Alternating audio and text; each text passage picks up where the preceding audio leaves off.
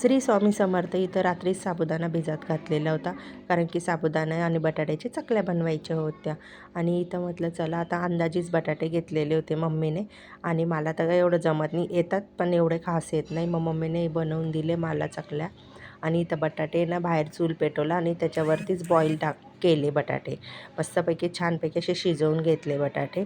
आणि सर्वच बटाटे होते, किती घेतलेले होते ते काही मला माहीत नाही, अंदाजीच घेतलेले होते सहसा बटाटे.